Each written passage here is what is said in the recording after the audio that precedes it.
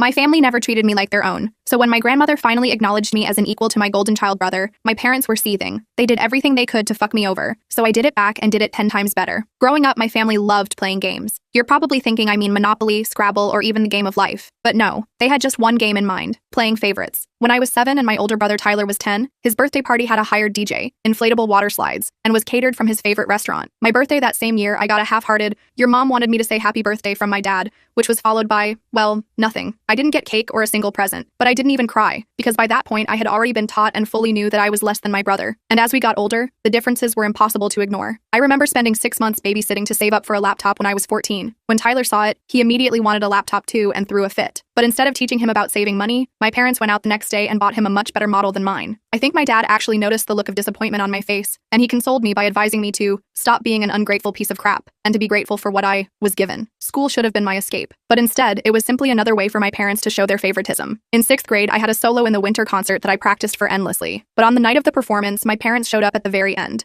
Their excuse for barely showing up was comforting Tyler after he got an eyelash in his eye. When I expressed my hurt feelings later that night, my mom said I was being dramatic and should be more understanding of my brother's health issues. Academically, nothing I did seemed to matter. I joined the debate club, maintained straight A's throughout middle school, and even won first place in a statewide writing competition. But my parents just kept reminding me I wasn't good enough. They literally told me to be more like Tyler, and only then would they love me more. Ironically, if I was like Tyler, I would have been failing. I remember when Tyler got a D- up to a C- in his Algebra 1, my parents took him out for a celebratory dinner and bought him $1,000 concert tickets as motivation to keep improving. Meanwhile, for me, my parents would ground me for coming home 10 minutes late from studying at the library. I remember Tyler would set off the house alarm at 4 a.m., reeking of beer, and they'd just chuckle before muttering their favorite phrase of all time, "Boys will be boys." In junior year, I was one of 3 students from our state selected for a prestigious summer program at Stanford. I was ecstatic. When I shared the news at dinner, my mom said, "Okay, why are you telling me this?" My dad just grunted and asked who would feed the dog while I was gone. The next day, I overheard my mom telling her friend on the phone that I was always trying to make Tyler feel bad with my fancy academic stuff. When I needed a ride to the airport for Stanford, my parents couldn't take me because Tyler had a game and they'd die before missing one of Tyler's games. So I had to ask my friend's parents for a ride. My friend's mom made a point to take photos of me boarding the plane to commemorate the occasion. She even sent me care packages during the program, something my own parents never thought to do. The college application process was another nightmare, but long story short, I got a scholarship. I tried to hide it, but then my mom found the letter and suggested I decline it because someone else probably deserves it more. Meanwhile, my parents were completely understanding when Tyler barely graduated high school and decided not to go to college. They even bought him a truck as a graduation gift. But later on, they did end up leaving me with something: a diagnosis of depression and anxiety. It took years to build my self-esteem and learn to validate myself instead of seeking my parents' approval. My therapist helped me recognize patterns of seeking external validation and people-pleasing that stemmed directly from my childhood experiences. My immediate family wasn't supportive, but I managed to build a decent life anyway. I graduated college with honors, landed a good job in marketing, and even bought my own condo by 29. I seemed to be the only one who's proud of my accomplishments, but I didn't care anymore. And just when I thought the worst was behind me, it was only getting started, because that's when the next set of drama began. My grandmother on my mom's side passed away recently. She was a successful restaurant owner who built her business from scratch and left behind a substantial estate. In her will, she divided her assets equally among her grandchildren, me, Tyler, and our cousins, and her children, my mom and her brothers. My portion of the inheritance was significant, around $350,000. It would allow me to pay off my student loans, invest in my future, and maybe even start my own business someday. I was grateful for this unexpected windfall and the opportunities it would provide. Unlike my parents, my grandmother had always treated me and Tyler equally. She came to my debates and swim meets when my parents couldn't be bothered, and she always remembered both our birthdays with thoughtful gifts that showed she was paying attention to our interests. When the will was read, however, my parents were visibly upset. Afterward, they pulled me aside and told me they felt it was unfair that I received an equal share. Tyler, who still lives in my parents' garage apartment and works part-time at a vape shop, needed the money more because he was struggling. My mom pointed out that I already had a good job and a condo, while Tyler was still finding his way at 33. The subtext was clear: my success should be punished and his failure rewarded. I was shocked but tried to stay calm. I explained that Grandma made this decision and it wasn't up to us to change it. They insisted I should do the right thing and give Tyler my fair portion. When I refused, they became furious and started guilt-tripping me, calling me ungrateful and selfish. My dad reminded me of how they'd sacrificed everything for my education, though I had earned scholarships and worked throughout college to minimize their financial contribution. My mom dredged up every instance she could think of where they had helped me. She brought up paying for my glasses in middle school, buying basic school supplies, and letting me live at home during my first year of college, even though I worked part-time to contribute. She conveniently forgot about the truck they bought Tyler, the countless shopping sprees, and the fact that they still support him at 33. She didn't mention the time they refused to help me pay for a class trip that all my friends were going on, but then took Tyler and his friends to a professional basketball game the very next weekend. Things escalated quickly. My mom, who was acting as executor of the will, announced she would be interpreting Grandma's intentions and giving Tyler my entire share in addition to his own. She claimed Grandma would have wanted it this way if she had understood our unique family situation. She even suggested that Grandma had been confused in her final years, despite everyone else agreeing that my grandmother had been sharp as a tack until the end. I was devastated. This was not only clearly illegal, but also a painful reminder of how little my parents valued me. I tried reasoning with them, pointing out that Grandma had always treated all her grandchildren equally and was well aware of our circumstances. She knew exactly what she was doing, I insisted. She talked to me about her will last Christmas and specifically mentioned wanting to help all her grandchildren have opportunities. My dad accused me of speaking ill of the dead by suggesting Grandma would have wanted anything different from what my mom was proposing. I mentioned specific memories of Grandma encouraging my academic and career goals, but my parents dismissed these as misinterpretations. My mom claimed I was always twisting things to make myself look better, a tactic she'd used throughout my childhood whenever I questioned the fairness of their actions. They claimed Grandma had privately expressed concern about Tyler's future and wanted to make sure he was taken care of. When I asked why she hadn't simply written the will that way, they had no answer. Instead, my mom changed the subject, reminding me how much Tyler had struggled compared to my easy path, as if all my hard work counted for nothing. Tyler himself was awkward about the situation but didn't speak against our parents. When I tried to talk to him alone, he just shrugged and said, "Mom and Dad know what's best." Clearly, he wasn't going to be any help. He did have the decency to look uncomfortable at least, but years of being the golden child had taught him to go along with whatever our parents wanted. Feeling betrayed and hurt, I reached out to my maternal grandfather, Grandma's widower, for advice. When he heard what was happening, he was livid. He told me my parents had absolutely no right to alter the will, and that this was definitely not what Grandma had intended. "Your grandmother and I discussed this at length," he said firmly. "She wanted all her grandchildren to have equal opportunities, regardless of their circumstances." Grandpa sent me some information that cleared everything up. Apparently, several years ago, my parents had approached Grandma asking her to leave everything to Tyler in her will. Grandma had firmly refused, saying she believed all her grandchildren should be treated equally. She had even included a clause in her will stating that anyone who contested the equal distribution would forfeit their share. Grandpa told me that Grandma had been deeply troubled by the favoritism she'd observed over the years and had confided in him many times about her concerns for my emotional well-being. Armed with this information, I confronted my parents. They were shocked that Grandpa had revealed their earlier attempt to influence the will. My mom tried to defend it by saying they were only looking out for Tyler's future, but I could see the guilt on their faces. For possibly the first time ever, they seemed genuinely ashamed of being caught in their favoritism. My dad couldn't even look me in the eye. Grandpa took immediate action. He contacted the other executors of the will and their attorney. He also reached out to my mom's brothers, who were equally outraged at what she was trying to do. Together, they put a stop to my mom's scheme and ensured the will would be executed as written. My Uncle Mark was particularly vocal, telling my mom that her behavior was disgusting and that he was ashamed to call her his sister. This was the first time I'd ever seen anyone in the family directly confront my parents about their treatment of me. My parents were forced to back down, but they're furious with me. They accused me of not handling this within the family and turning everyone against them. My dad ranted about how I had torn the family apart and betrayed them. When my mom threatened to cut me out of their will completely, I told her I never expected anything from them anyway. "You've made it clear all my life where I stand," I said quietly. "Why would I expect anything different now? Now they're threatening to cut off all contact if I accept the inheritance." My dad even said I wouldn't be welcome in their home if I took money that should go to Tyler. In a particularly low blow,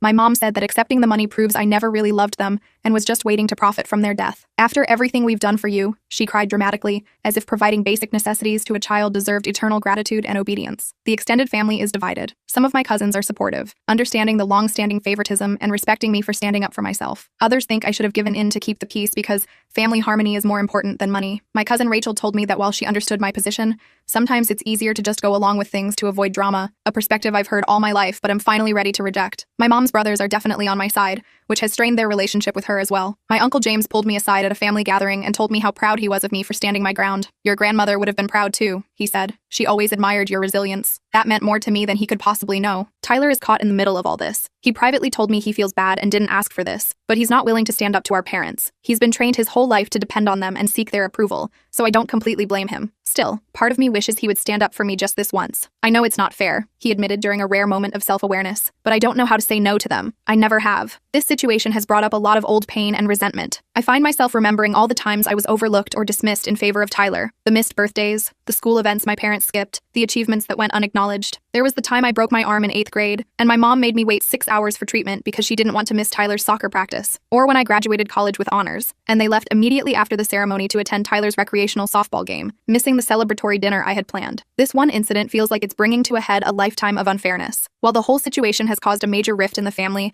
I'm standing my ground and plan to accept my inheritance as Grandma intended. My parents barely speak to me, and family gatherings have become awkward. I skipped our monthly family dinner last week for the first time ever because I couldn't face the cold shoulders and accusatory glares. My aunt called later to check on me, saying she understood why I stayed away but missed seeing me. It was a small gesture that helped me feel less isolated. Despite the chaos, a small part of me feels empowered. For the first time in my life, I'm challenging my parents' unfair treatment. I'm asserting my worth and refusing to be written off. It's both terrible and liberating at the same time. My therapist says this is a crucial step in my healing journey, learning to advocate for myself even when it's uncomfortable or causes conflict. Though I believe I'm in the right here, the family drama is taking its toll. I've started having anxiety attacks again, something I haven't experienced since college. I'm considering going back to therapy to help manage all this stress. Last night, I had a panic attack so severe that my neighbor heard me crying and came over to check on me. The physical manifestation of this emotional turmoil is something I hadn't anticipated. Am I wrong for refusing to comply with my parents' demands and accepting my inheritance? Should I have just given Tyler the money to keep the peace? I'm tired of being the family scapegoat, but I'm also afraid of losing my family completely. Any advice or perspective would be greatly appreciated. Update: 6 months later. So much has happened since my original post. I want to thank everyone for their support and advice. It truly kept me going through some difficult times. First, the legal stuff. I took the advice many of you gave and consulted my own lawyer. He confirmed I had every right to my inheritance, and that what my mom attempted was indeed illegal. He helped me document everything and prepare to take legal action if necessary. He also advised me to keep all communication with my parents in writing as much as possible, which turned out to be excellent advice given what followed. Thankfully, it didn't come to that. My grandfather and his attorney, along with my uncles, handled everything without court involvement. I received my full inheritance, and the will was executed exactly as written. My mom was removed as an executor because of her attempt to manipulate the will. The process took several weeks of tense meetings and angry phone calls, with my parents threatening lawsuits, but ultimately the law was clear and they had to back down. My grandfather's attorney was particularly helpful, explaining to my parents in no uncertain terms the potential legal consequences of their actions, including possible criminal charges for attempted fraud. The family fallout, however, is still ongoing. Initially, my parents doubled down on their position. They accused me of being greedy and neglecting my brother. They also tried to turn other family members against me, spreading rumors that I had somehow manipulated Grandma into giving me money. My mom even claimed I had always been Grandma's favorite, an ironic accusation coming from someone who had so blatantly favored one child over the other. Fortunately, most of the family saw through their tactics. About a month after the will was settled, there was one particularly ugly incident at a family gathering. My parents showed up uninvited to my uncle's house. He was hosting and hadn't invited them, and created a scene. My dad started yelling about how I had stolen from Tyler and turned Grandpa against them. My mom threw a photo album at my feet. It was awkward and horrible. It took several relatives to calm things down and convince my parents to leave. My 10-year-old cousin was in tears, and my aunt had to explain to her that sometimes grown-ups don't behave like grown-ups. I felt terrible that my family drama had affected a child. My grandfather has been my strongest ally through all of this. He shared stories about how Grandma had always been proud of my achievements, and how she specifically wanted to ensure all her grandchildren had equal opportunities. He revealed that Grandma had kept a folder of my accomplishments, newspaper clippings of academic awards, copies of my college acceptance letters, and even the program from that school concert my parents had been late for. This was both heartwarming and heartbreaking to learn. He showed me birthday cards I had made for her as a child that she had saved, along with notes she had written about her concerns regarding my parents' treatment of me. "Your grandmother worried about you," he told me one evening over tea. "She saw how hard you worked for approval that never came. She wanted to make sure you knew that someone believed in you." He shared that Grandma had actually considered giving me a larger portion because she worried about the emotional damage my parents had caused, but ultimately decided equal treatment was the best approach. "She didn't want to fuel more resentment," he explained. "She just wanted to give you a foundation to build your life on your own terms." Grandpa also took it upon himself to set the record straight with the extended family. He organized a family meeting without my parents, laying out the entire history of their favoritism, including incidents I had forgotten or never even known about. Having someone finally acknowledge the unfairness I'd experienced for years was validating, but it also reopened old wounds. He shared how Grandma had confronted my parents several times about their behavior, only to be met with denial and accusations that she was interfering. He even had letters Grandma had written to them expressing her concerns, which they had apparently ignored. As for Tyler, he finally found his voice in all this. After some soul-searching and several long conversations with our grandfather, he came to me privately and apologized for not standing up for me sooner. He admitted he knew our parents' favoritism was wrong, but he had been too afraid to challenge it. "I always saw what was happening," he confessed, "but it was easier to just go along with it than to question it. I'm sorry I wasn't braver." We had a long, emotional conversation about our childhood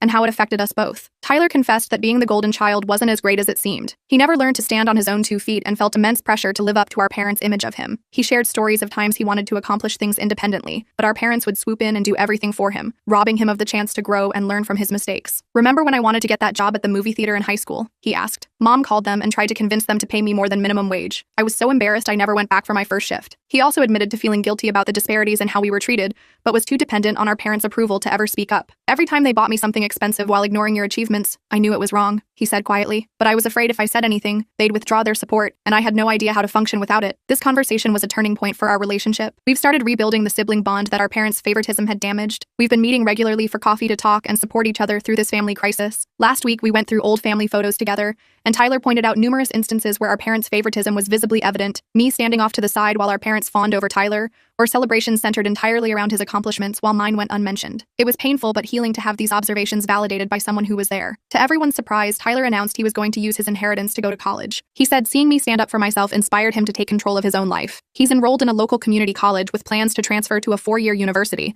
once he decides on a major. He's considering psychology, inspired by the insights he's gained through our family therapy sessions. Our parents were shocked. I think they're beginning to realize their coddling hasn't done Tyler any favors. I'm nearly 34, he told them firmly. It's time I figured out who I am without you making all my decisions. My parents' reaction to all this has been mixed and evolving. Initially, they lashed out at both of us in anger. They tried to guilt Tyler into dropping out of college to support the family since I had turned him against them. When that didn't work, they changed tactics. They attempted to sabotage his efforts by scheduling family emergencies during his exam week and suggesting he was too fragile for academic pressure. Thankfully, Tyler recognized these manipulation attempts and set firm boundaries. After several lengthy conversations with my grandfather and seeing Tyler's positive transformation, my dad has started to recognize how damaging their behavior has been. He's made some tentative steps toward reconciliation, even starting therapy to address his issues. He reached out to apologize, acknowledging his unfairness and asking for a chance to make things right. It's a slow process, and while I'm cautiously hopeful, I'm also maintaining strong boundaries. During our last conversation, he admitted that he had always found it easier to connect with Tyler because they shared interests like sports, while my academic achievements intimidated him. I didn't know how to relate to you, he confessed, but that's no excuse for making you feel less important. Unfortunately, my mom has been less willing to acknowledge any wrongdoing. She's still angry and sees herself as the victim in all this. She's been cold toward Tyler since he decided to go to college and barely speaks to me at all. She's made a few attempts to manipulate us, threatening to sell our childhood home if we don't come to our senses, or forgiving us if we admit we were wrong. We're both standing firm, but it hurts to see her push both her children away like this. During one particularly difficult phone call, she broke down crying, saying she didn't understand why her children were betraying her after she had sacrificed everything for us. When Tyler gently suggested family therapy, she hung up and didn't speak to him for 2 weeks. The dynamics in the extended family have shifted dramatically. I've become closer to my uncles, who have been incredibly supportive, and my grandfather. My uncles have shared stories of dealing with my mom's difficult behavior over the years, which has made me feel less alone in this struggle. My uncle James revealed that my mom had always been their parents' favorite too,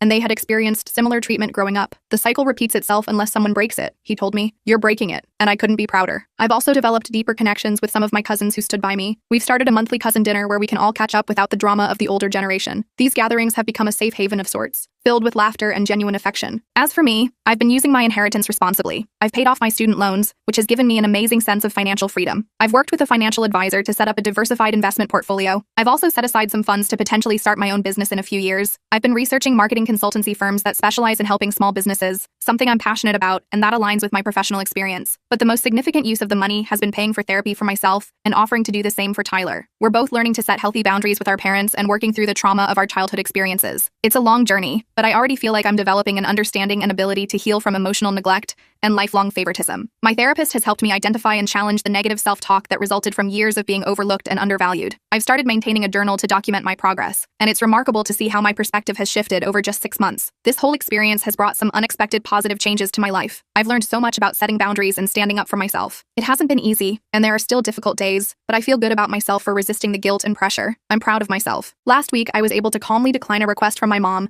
that would have violated my boundaries without feeling guilty afterward. A small victory that would have seemed impossible a year ago. One of the most surprising outcomes has been a shift in my career path. Dealing with all this family dysfunction and going through therapy has helped me realize how passionate I am about helping others who have experienced similar family dynamics. I'm considering going back to school to become a family therapist, specializing in adult children of emotionally immature parents. I've also started volunteering at a local youth center, mentoring kids from challenging family backgrounds. Being able to provide the kind of support and encouragement I wish I'd had as a child is incredibly fulfilling. I'm even thinking about using some of my inheritance to establish a scholarship fund for kids in similar situations. Working with these children has given me a sense of purpose I hadn't anticipated. Seeing their faces light up when they receive genuine praise and encouragement reminds me of how powerful validation can be for someone who rarely receives it. My relationship with Tyler continues to improve. We have a monthly sibling day where we do something fun, just the two of us. Our hiking trip last month was the most relaxed and connected we've felt since we were small children. Without our parents' influence, we're slowly rebuilding our relationship on our own terms. He shared some of his own struggles with anxiety and imposter syndrome, issues that stem directly from the pressure of being the golden child. In turn, I've opened up about my perfectionism and fear of rejection. We're learning to be authentic with each other, without the roles our parents assigned us. As for my parents, things remain complicated. My dad is trying to rebuild our relationship. He's been attending therapy regularly and has started to recognize some of the damage his favoritism caused. We've had a few one-on-one lunches where we've had some honest, though difficult conversations about our past and future. It's not perfect, but there's progress. Recently, he attended one of my professional speaking engagements, and for the first time in my memory, told me he was proud of me without qualifying it or comparing me to Tyler. My mom continues to resist change. She still insists she did nothing wrong and that Tyler and I should be grateful. She refuses to be in the same room with me,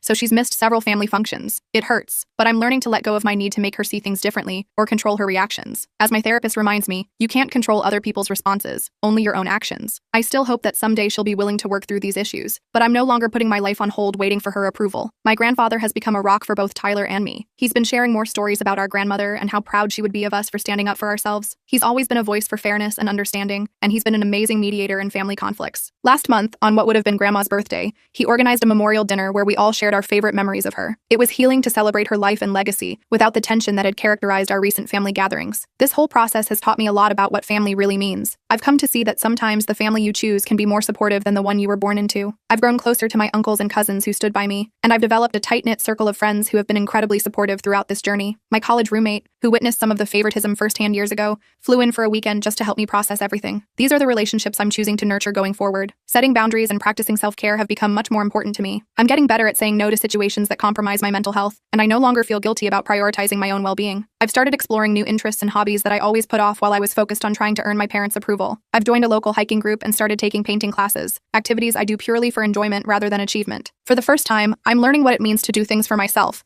rather than to earn someone else's validation. To anyone in a similar situation, I would say, don't let anyone make you feel bad for receiving what is rightfully yours. It's okay to stand up for yourself, even if it creates conflict. Family dynamics can be complicated, but you deserve to be treated fairly. Remember, it's never too late to start building the life you deserve. Get therapy if you need it, surround yourself with supportive people, and don't be afraid to set boundaries. Your worth is defined by who you are as a person, not by how your family treats you. The journey isn't easy, but reclaiming your sense of self-worth is possible and absolutely necessary. Thank you again to everyone for your advice and encouragement. It meant more than you know during a really challenging time. The road hasn't been easy, but I'm excited about the future and feel a confidence in myself that I haven't experienced in years. I'm looking forward to seeing where this new chapter of my life takes me, and I'm determined to break the cycle of favoritism and create healthier relationships in my own future family. Whether or not my parents ever fully recognize the impact of their actions, I know my own path forward is becoming clearer every day. As Grandma would have said, sometimes the strongest thing you can do is simply to remain standing when others try to push you down.